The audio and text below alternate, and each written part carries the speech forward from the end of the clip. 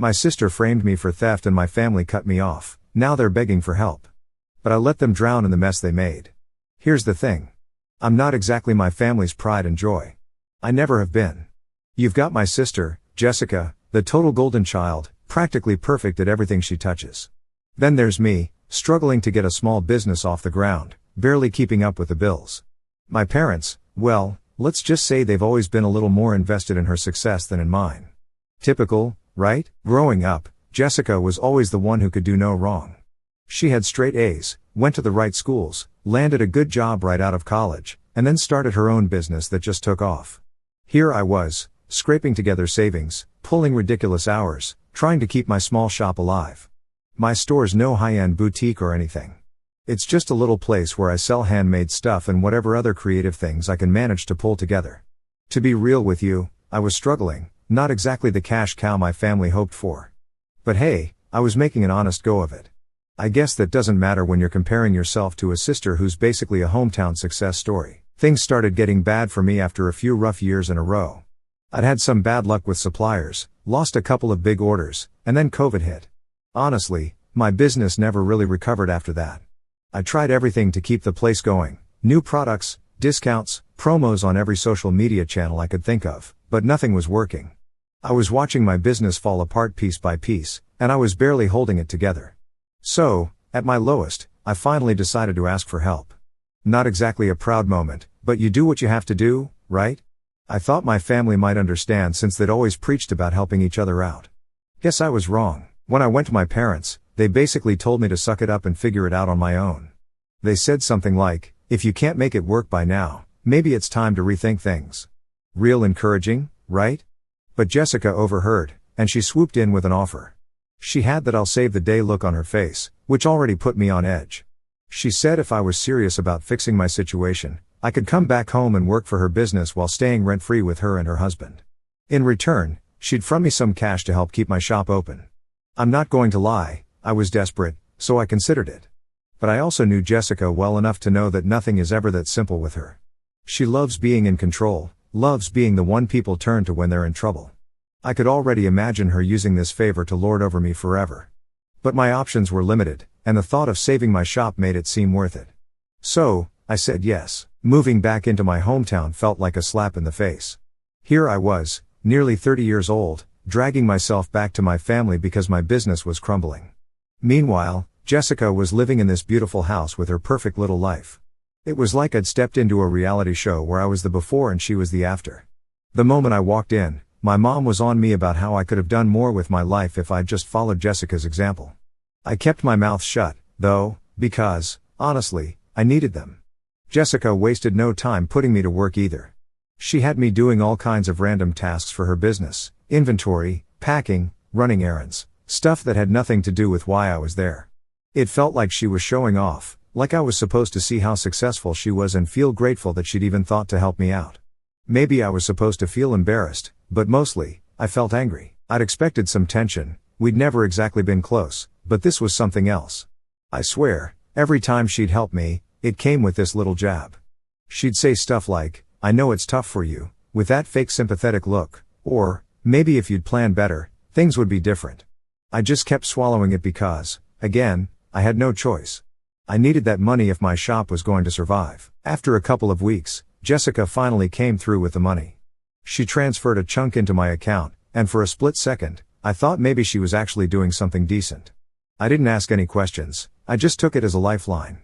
I thought, okay, maybe I can make this work, get back on my feet, and then I can finally get out of here and back to my life. But something didn't sit right. Every time I'd bring up my business, she'd get this smug look on her face, almost like she was waiting for something to go wrong. I brushed it off as just her usual attitude, but then the weird stuff started. One day, I went to pay a bill for my shop, and the transaction was declined. I checked my account, and every cent was gone, not just the money Jessica had transferred, but all the funds I'd managed to scrape together, completely wiped out. I felt like I'd been punched in the gut. I called the bank in a panic, thinking maybe it was a mistake or some kind of fraud, but the bank guy on the other end just tells me calmly that the money had been transferred out and that there was nothing suspicious on their end. I spent hours on the phone trying to track it down. I didn't understand how this could happen. That's when it hit me. Jessica had my account info. When I moved in, She'd helped me set up everything, even insisted on handling some of my paperwork. She had every single detail about my finances, which meant she could move money around however she wanted. It was all starting to click, but I still wasn't ready to believe it. I mean, I knew Jessica could be petty, controlling, even, but stealing from me? That was a whole other level. I kept telling myself it couldn't be true, that maybe I just misplaced something or missed a payment. But deep down, I knew better. She was capable of more than just being a pain. I knew it, but I didn't want to admit it. So, I waited, hoping maybe there'd be some kind of explanation, maybe even an apology if she'd made a mistake. But instead, I got the opposite. The next morning, my mom came storming into my room, yelling about how I was a disgrace to the family. She called me a thief, said I'd betrayed everyone. Apparently, Jessica had gone to my parents with proof that I'd been stealing money from them to fund my failing business. She made it sound like I'd just been using everyone this whole time. I barely even processed what was happening. I was in shock, just standing there, listening to my mom go off, calling me a liar and worse things I'd rather not repeat. The only thing I could think was, why would she do this? That was when I realized Jessica never intended to help me. She'd set me up from the start. After my mom's blow-up, I barely had time to collect myself before my dad got involved. He came storming in, demanding to know where the money was. There was no talking, no chance to defend myself. It was just accusation after accusation.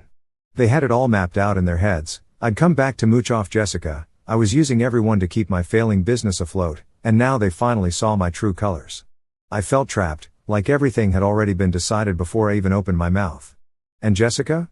She stood there, leaning against the wall with her arms crossed, looking calm and concerned, like she was the victim here. It was so perfectly staged that I almost believed her myself. She had evidence, some printouts, probably showing the money that was transferred into my account and then back out, and she handed it all over to my parents, all wrapped up with her little narrative about how I was taking advantage of the family. But it was worse than just my parents being mad. They were disgusted. They looked at me like I was the lowest scum on the planet. My mom even said, "You know, I always hoped you'd turn things around, but now I wish we'd never helped you at all." I can still hear her words echoing in my head. I felt like I was sinking, unable to catch my breath. So, they packed up my things.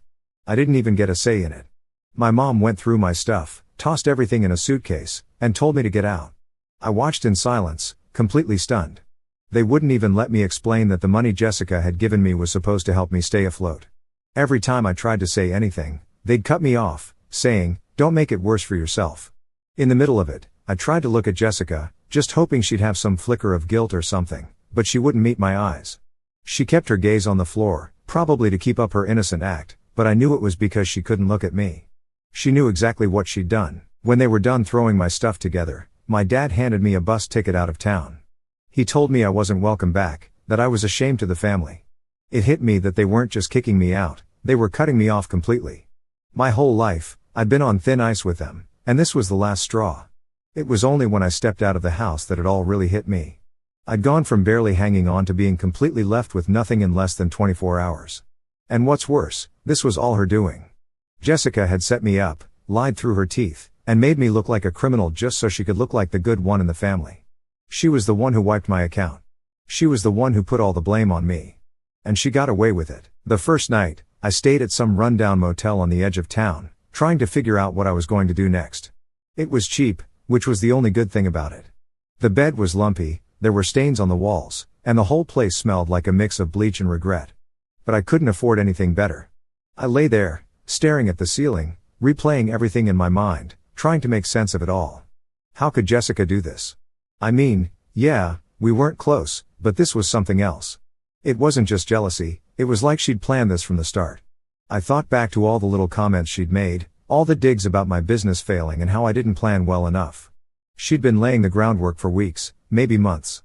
It was like a sick game to her. The next day, I tried to call my parents. I was hoping, maybe, just maybe, they'd come around if I could talk to them without Jessica around. But they didn't answer. I left voicemails, sent texts, even tried calling from a different number. Nothing. They'd completely cut me off. It felt like a punch to the gut, realizing that they'd written me off just like that, without even giving me a chance. At that point, I didn't know where else to turn. My friends were mostly out of state or tied up with their own lives, and I didn't want to drag them into this mess. Plus, let's be real, I was embarrassed. Admitting that my own family had turned against me was like confessing that I'd failed on every level. I mean, who gets kicked out by their own parents at almost 30? Eventually, I decided to find work nearby and just try to rebuild, no matter how slow or hard it was. I knew it wasn't going to be easy, but what choice did I have? I started hitting up local businesses, looking for anything that would pay, even if it was just enough to cover food and rent for a tiny apartment. My pride was already in shreds, so I wasn't above taking whatever job I could get. It was a rough few weeks. There were nights where I barely ate, days where I was so exhausted from job hunting that I'd just collapse on the couch of whatever friend's place I'd managed to crash at. I felt like a ghost, moving through the motions, just trying to survive. The hardest part was knowing that all of this was because of Jessica. Every struggle, every bit of humiliation I went through, all because she'd decided to screw me over. And the worst part? My parents weren't just mad at me, they genuinely believed I was some kind of thief, someone who'd steal from their own family to keep a dying business afloat. They'd fed off every word Jessica had said, every proof she'd given them, like it was gospel truth. No questions, no doubts, just straight up belief in her story. And Jessica? She was probably sleeping like a baby, with my family none the wiser. One evening, after another brutal day of job hunting, I sat down and just let myself be angry. Up until then, I'd been hurt, I'd been desperate, but now I was just mad. It wasn't fair that she got to go on with her life, playing the hero, while I was left scraping by. And the worst part was, she'd done it so smoothly, so flawlessly, that no one even suspected her. It was like she'd thought of everything, every tiny detail. But I made a decision that night. I wasn't going to let her win, not completely. If my family didn't want me, fine. If they believed her lies, that was on them. But I wasn't going to just disappear quietly. I was going to get back on my feet, with or without them, and one day, they were going to realize the truth. It wasn't much of a plan, but it was enough to keep me going. One thing I knew for sure, Jessica might have gotten her way this time, but it wouldn't be forever. After a while, I guess I just got used to scraping by. When you're forced into survival mode, your priorities change fast. The first few weeks after getting kicked out, I was too busy trying to get food on my plate and keep a roof over my head to think about anything else. I mean, it wasn't like I was homeless, but I was definitely one bad day away from it. I landed a few odd jobs here and there, mostly stuff like handing out flyers on the street, helping out with events, that sort of thing. Nothing permanent and definitely not enough to pay for an apartment. But eventually, I caught a break at this small bakery. They needed someone to help out with morning shifts and cleaning, and I jumped on it. Was it my dream job? Not by a long shot. But it was honest work, and I needed every cent I could get my hands on. The first few weeks at the bakery were tough. I was waking up before sunrise, scrubbing floors, cleaning out ovens, even dealing with customers who seemed to think I was their personal punching bag. I won't lie, I felt humiliated. I went from being a small business owner with my own place to being the girl wiping tables in a bakery that barely even covered my basic bills. But I was determined not to let it break me. Over time, I settled into a bit of a routine. I'd work mornings at the bakery, then spend the afternoons at the library or on my phone, scouring job boards and trying to figure out a plan to get myself back on my feet. I spent hours researching everything from business grants to job training programs. It was exhausting, but it kept me focused. In some strange way, it was like having a project to work on, and I needed that, something that reminded me I still had a future, that I wasn't just this failure my family had branded me as. Every now and then, I'd get this pang of anger thinking about Jessica.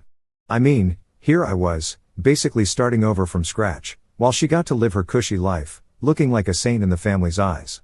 But I pushed those thoughts down because, honestly, it didn't help. Anger wasn't going to pay my rent or help me get my life back. I had to keep my head down, focus, and keep moving forward. No one was going to come save me, that much was clear. One day, I was helping a customer who'd come in every week like clockwork. He was this older guy, real friendly, always had a story to tell. I guess he saw something in me because, out of the blue, he asked, "What's a smart girl like you doing working in a bakery?" I shrugged it off, but he kept pressing, and before I knew it, I was telling him the short version of my story. I didn't get into all the drama with Jessica, but I mentioned losing my business and having to start over. Turns out, he was some retired business owner who'd seen it all. He gave me a few tips, told me about some free local business workshops, and even introduced me to a few people he thought might be able to help. That was a turning point for me. I started going to those workshops whenever I could, learning everything I'd done wrong with my shop and figuring out how to avoid those mistakes if I ever got another chance. Little by little, I started feeling like maybe I wasn't as much of a screw-up as I'd thought. About 6 months in, I got my first break. One of the guys I'd met through the workshops worked at a hardware store and mentioned they were hiring for some basic sales positions. It wasn't glamorous, but it was a steady paycheck. I went in for the interview, and I guess they could see how badly I wanted it because I got the job. The hardware store was a whole different world from the bakery. For one, I was working regular hours, and I even got weekends off. But more than that, I was learning again. I threw myself into the work, learning everything there was to know about tools, repair supplies, you name it. Before long, I was the go-to person for all the tough customer questions. The manager noticed my effort, and I started getting more shifts, a little more responsibility. It felt good, like I was finally doing something that mattered again. I won't pretend I was rolling in money, but I was finally stable. I saved up every extra dollar, started paying off the debt that was left over from my failed business, and even managed to put a little aside each month. I was rebuilding, piece by piece, and for the first time in a long time, I felt proud of myself. It was nothing flashy, but it was mine. Around this time, I heard through a mutual friend that Jessica was still talking about me. Apparently, she told some people that I was ungrateful and didn't appreciate the help she'd given me. She was spinning this story like she'd tried to save me, and I'd just thrown it back in her face. I guess she needed that narrative to feel good about herself, to keep up the image of the perfect sister. The old me would have been furious, but I just shrugged it off. I knew the truth, and that was enough for me. The hardware job wasn't exactly my dream either, but it was teaching me skills I'd never had before, and I started seeing possibilities I hadn't considered. I thought maybe I could stay in retail, maybe work my way up to a manager role someday, or even start a small handyman service if I could get some tools together. My whole perspective was shifting.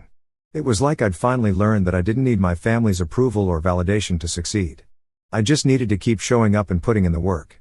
In the evenings, I'd go home, make myself a simple dinner, and plan out my next steps. I still didn't have much of a social life, but I was okay with that. This was the first time in a long time that I felt like I had control over my life. I wasn't depending on anyone else, and I wasn't looking for handouts. If I failed again, it'd be on me, and I'd be okay with that. Slowly, I started reconnecting with a few friends I'd drifted away from.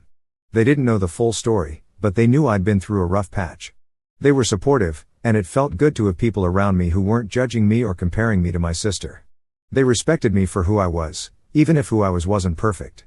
It made me realize that maybe I'd put too much importance on my family's opinion in the first place.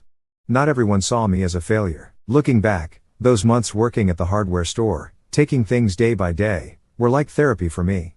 I started seeing myself as someone who could succeed on their own terms, without needing to prove anything to anyone. I was healing from all the garbage my family had thrown my way, and I was finally finding some peace. By the end of that year, I was no longer that person who'd left home in shame. I'd rebuilt my life from scratch, and yeah, it wasn't perfect, but it was honest. I could look at myself in the mirror and actually feel proud, knowing I'd done it on my own. So, there I was, going about my new routine and feeling like I'd finally reached some peace.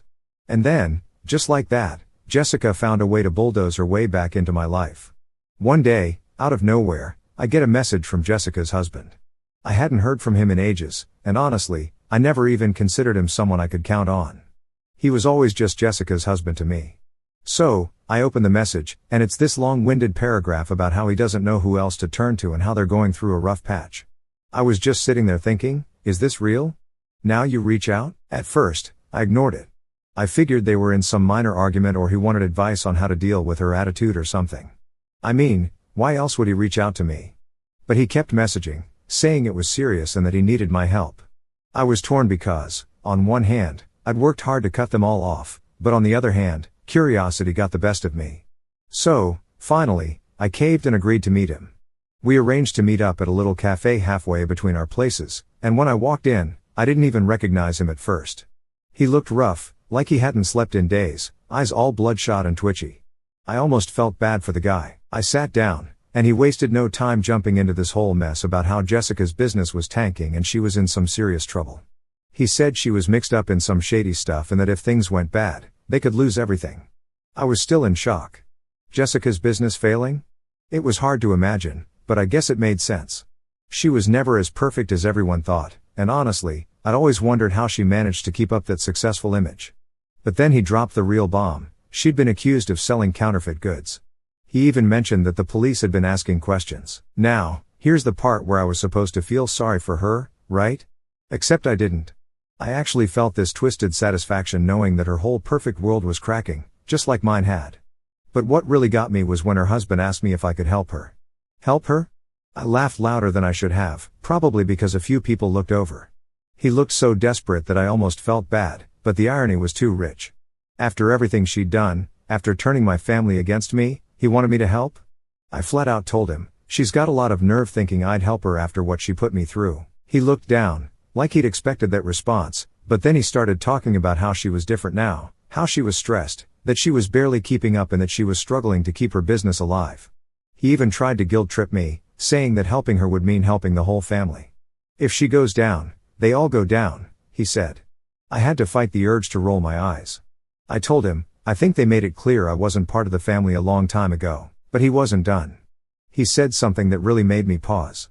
He told me Jessica had been lying to my parents for years, not just about me, but about her whole business. He said she'd been using family money, convincing them to invest in her business while hiding the fact that she'd been selling knockoffs. Apparently, she'd made up this story that she was importing exclusive, high-end products, and my parents had been funneling money her way because they thought they'd be getting a cut of her profits. They thought she was a success story, but she was using their money to fake it the entire time. I was stunned. Here I was, trying to rebuild my life from scratch, and my sister was living off family money, lying about her entire success. And now that her lies were catching up to her, she was hoping I'd come back and save her skin. My first instinct was to just walk out right there, but I held back. I wanted to hear every single detail about her mess. Her husband went on to explain that things had gotten so bad, she was facing real legal consequences. If the counterfeit products were traced back to her, she'd not only lose her business but possibly face charges. He didn't say it outright, but it was clear, if Jessica went down, the family's reputation would take a massive hit. And here he was, practically begging me to help smooth things over with my parents. I sat there, trying to process everything. I'd spent so long being the black sheep, the disgrace, the one they'd shoved aside, and now they wanted my help. They wanted me to come back into the fold and clean up Jessica's mess. I told him flat out, I don't owe her anything. She made her bed, let her lie in it. He was silent for a moment, like he finally understood how deep the betrayal ran. Then, almost like a last-ditch effort, he said, look, maybe if you spoke to your parents, they'd listen. They'd give her another chance. And that's when I lost it. I leaned in and told him exactly what they had said to me when I was kicked out, the words that had haunted me since. They looked me dead in the eye and called me a disgrace. They told me I wasn't welcome back, that I was nothing to them. So, if they're looking for a savior, they should look somewhere else. His face turned pale. I think he realized that there was no winning me over, that I was done with all of them. He tried one last time, almost whispering, please, she needs you. The family needs you. I stood up, threw a few bucks on the table for my coffee, and looked him dead in the eye. No, she didn't need me when she was setting me up, and they didn't need me when they shipped me off with nothing. So now, I don't need them. I walked out without looking back. There was no way I was going to let myself get dragged back into their chaos. I'd built something out of nothing, found a way to survive on my own, and I wasn't going to let their guilt or desperation pull me back. I went back to my life that night, feeling lighter. For once, I'd stood up for myself against them without any of the fear or shame I used to carry. I'd finally closed the door on that chapter, and I wasn't going to let them open it again. I thought that walking out of that cafe would be the end of it. I'd shut the door, burned the bridge, and finally put my family and Jessica out of my life for good. But as fate would have it, the universe wasn't done with my sister just yet. A couple of weeks went by, and things were pretty much normal on my end. I'd go to work, save what I could, and focus on rebuilding. I figured my family would eventually realize that Jessica's life was crashing down around her, but that wasn't my problem anymore. She'd done enough damage to me, it was about time she dealt with the fallout on her own. Then, one day, out of nowhere, I got a call from a number I didn't recognize. Normally, I don't bother with unknown numbers, but something made me pick up. It was my mom. Just hearing her voice threw me off for a second because, up until now, they'd all been radio silent. She launched into this sob story about how the family was in crisis and how Jessica was really struggling. I could almost hear the desperation in her voice, like she was barely holding it together. Turns out, Jessica's problems were a lot bigger than her husband had let on. The investigation into her counterfeit business had gotten serious, and the authorities were all over her case. It wasn't just about her business either. Since my parents had invested a lot of money in her success, they were now under scrutiny too. Apparently, the family assets were at risk of being frozen, and they were looking at potential fines or worse. Mom was practically pleading with me to understand, saying that they were all in this together and that the family needed to stick together. I almost laughed. For years, they treated me like an outsider, like some kind of failure, and now that their golden girl was crashing, they suddenly remembered I was part of the family. I kept my cool and let her talk, but honestly, every word was just making me angrier. She said things like, "We're all hurting, and Jessica made a mistake, but she's still family." The nerve of it. They didn't even care to hear my side when Jessica had set me up, but now that they were the ones paying the price, they wanted me back in the fold. When she finished, I told her flat out, "You all made your choice. You threw me out without a second thought, took Jessica's side without question, and now you want me to come back and play happy family? Sorry, but I'm done." She was quiet for a moment, and then she started crying, really laying it on thick. I think she thought I'd cave if she showed a little emotion, but I wasn't falling for it. I told her, "You should have thought about all this before you decided I wasn't worth a second chance." I hung up after that and felt this massive weight lift off my shoulders. They'd made their bed, now they could lie in it. And I was perfectly fine watching from the sidelines while they dealt with the mess Jessica had created. Over the next few weeks, word got around about Jessica's situation. Small towns have a way of making everyone's business public, and soon enough, everyone knew. People started whispering, questioning her success, and the clients she'd once bragged about disappeared almost overnight. She'd gone from being the it girl to the subject of every local gossip session. One day, I ran into an old friend who still kept in touch with some mutual acquaintances. She told me that my parents' assets had been temporarily frozen because of Jessica's investigation. Apparently, my parents were panicking, trying to salvage what they could, but their reputation was already shot. They'd gone from being one of the most respected families in town to the center of a scandal. Part of me felt bad, but mostly, I felt a strange satisfaction.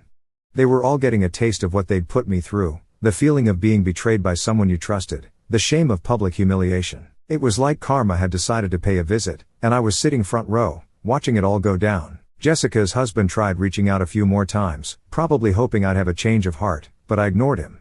I'd given them my answer. I wasn't about to get pulled back into their mess, especially not for someone who'd gone out of her way to ruin my life. Besides, they had made it clear what they thought of me when they kicked me out. Now it was my turn to make it clear that I wasn't coming back. And then came the cherry on top. One day, a mutual friend from the workshops I'd been attending mentioned a business grant program for small business owners who had overcome adversity. She said it almost like a joke, like, "Hey, you'd probably qualify for this after everything you went through." I laughed it off at first, but then I thought, why not?